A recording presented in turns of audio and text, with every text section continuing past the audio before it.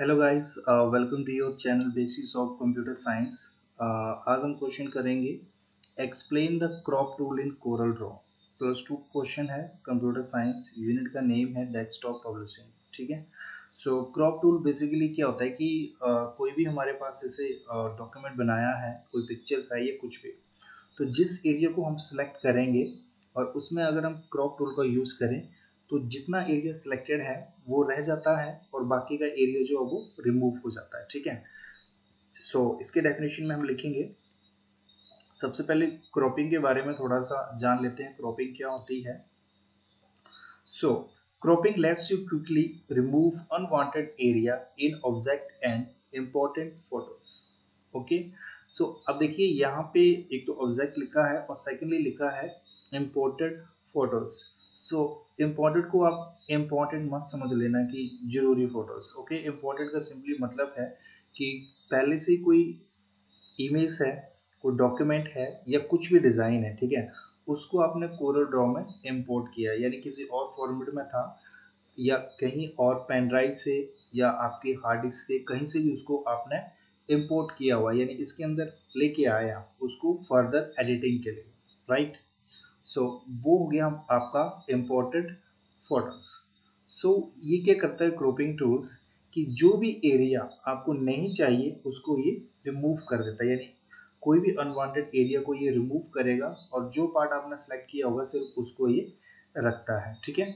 So crop tool is used to remove extra part of an object और to cut a certain amount of an object if there is more than one object. अगर आपके पास एक से ज़्यादा objects हैं और आप चाहते हैं कि किसी एक आधे को सिलेक्ट करना, ओके, यानी जो भी पार्ट आपको नहीं चाहिए उसको सिलेक्ट नहीं करना है, जो चाहिए सिर्फ उसको सिलेक्ट करना है और उसके बाद आपने क्रॉप टूल का यूज़ करना है।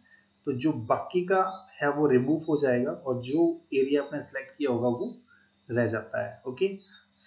आगे लिखोगे when you crop an image, यानी जब आप किसी इमेज को फॉर एग्जांपल क्रॉप करते हैं तो by default the resolution remains the same as the original image. उसका जो रेजोल्यूशन यानी लेंथ और विड्थ था वो सेम ही रहता है जैसे कि ओरिजिनल पिक्चर्स का था।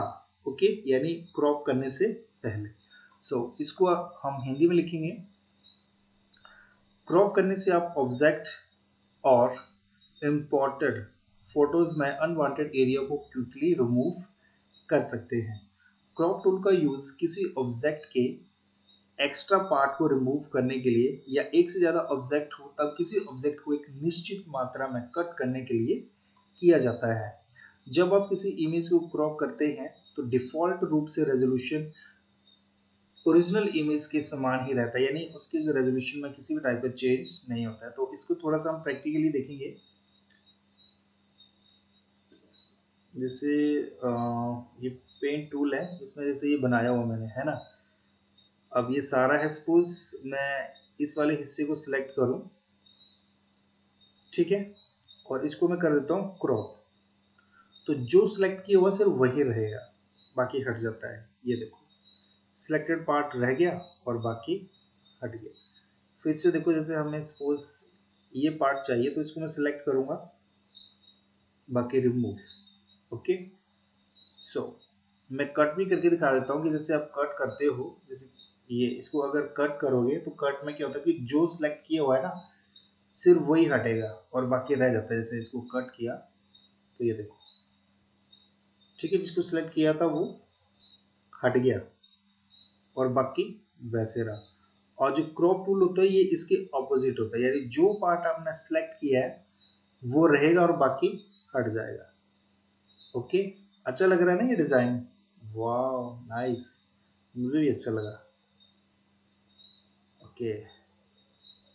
लास्ट वाला काम करें, इतना हो गया, क्लियर है ना। अब ये वाला काम करते हैं हम।